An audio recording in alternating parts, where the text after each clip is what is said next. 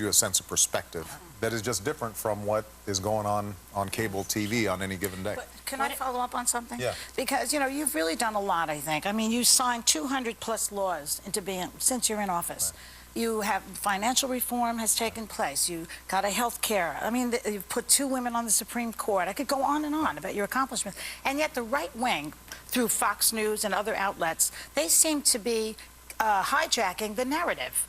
Where, on your side, is the narrative? Where is your attack dog to come out and tell the American people, listen, this is what we did? Joy, that's your job.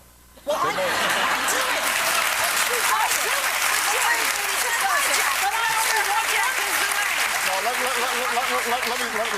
it. Let me say this.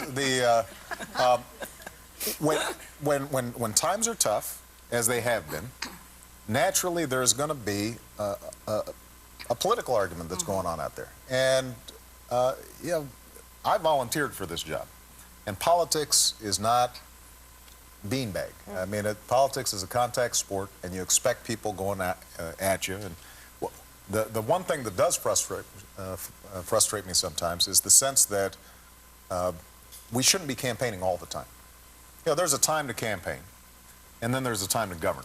And what we've tried to do over the last 20 months is to govern. So on health care or on financial reform, right now we've got a big debate about how we can get small businesses more credit because they really generate more jobs than anybody else. And when you feel as if every single initiative that we're doing is subject to Washington politics instead of, is this good for the country, that can be frustrating. But having said that, look, there are legitimate differences to be had between the parties.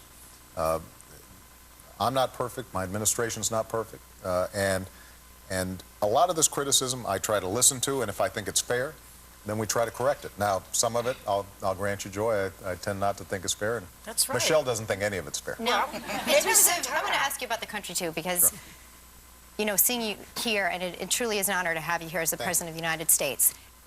It does seem as though we are a very divided states of America right now on so many issues. And I think even those who did not vote for you felt a hope that there would be a uniting factor when you took office. Are you frustrated that this country still feels so divided and you have not been able yet to bring that unity? Look, I think that right after the election, there was a sense of hopefulness and unity. I think at the time people didn't understand how bad the economic crisis was going to be.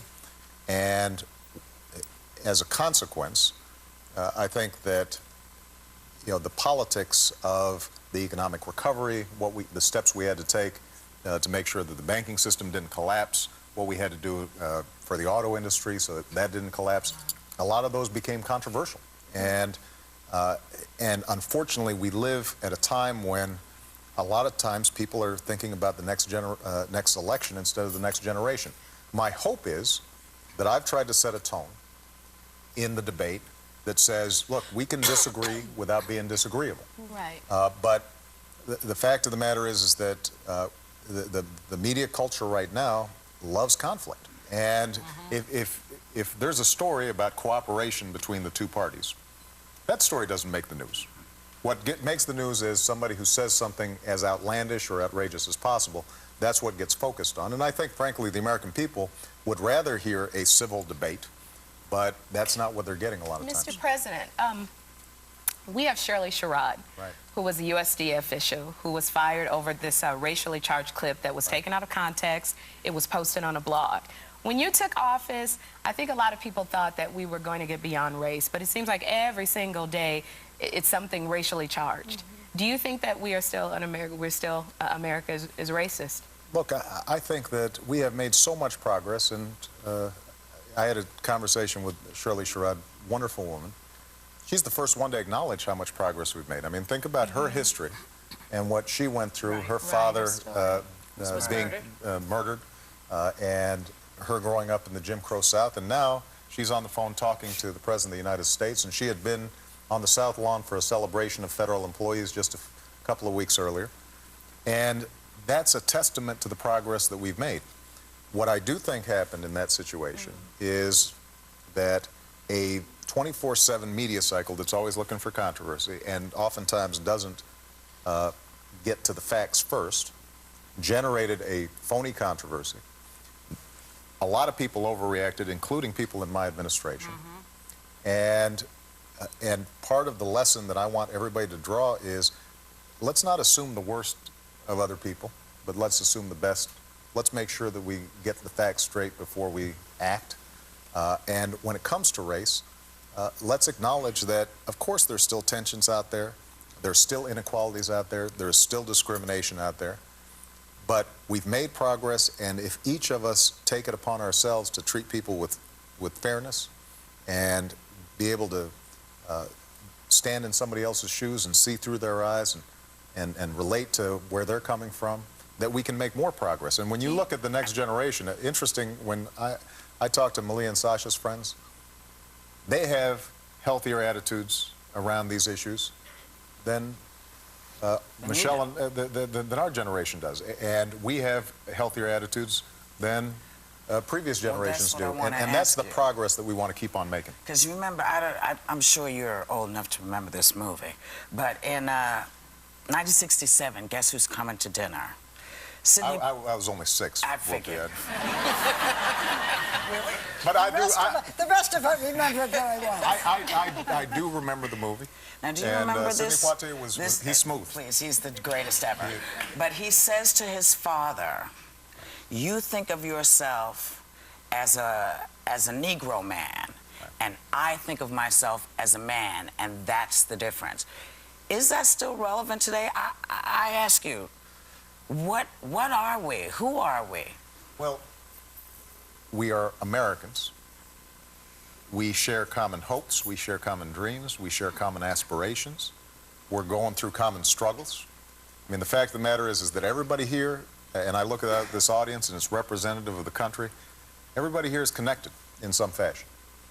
And our success and our children's success is tied up together. And so I think most Americans feel that way. But what is still true is that, you know, there's still kind of a reptilian side of our brain, right? That part of our brain that if somebody looks different or sounds different, that there's a part of us that is cautious. And what we have to do is fight against that, and that's part of what Shirley Sherrod was trying to say in the speech. If you actually read the whole speech, she was acknowledging, I have my own biases based on my experiences, but if I am able to look inward and reflect, then I can get beyond my biases. And that's an exercise that all of us have to undergo day in, day out, and it's a constant struggle. And you know, it's something that there's nobody in America who doesn't have to at some point think about their own racial attitudes. Can I ask but you if we about do, that? then I think there's no reason we can't overcome it. To follow up on Whoopi's question, you do not describe yourself as a black president, but that's the way you're described. Your mother was white. Why would it be helpful, or why don't you say, I'm not a black president, I'm biracial? Well, you know, when I was young and going through the identity crises that any teenager goes through, I wrote a whole book about this. Yes. You were on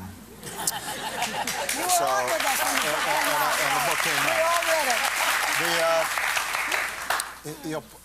Part of what I realized was that if the world saw me as African American, then that wasn't something that I needed to run away from. That's something that I could go ahead and embrace. And the interesting thing about the African American experience in this country is that we are sort of a mongrel people. I mean, we're all kind of mixed up. Yeah. And now, that's actually true for white America as well, but we just know more about it. Yeah.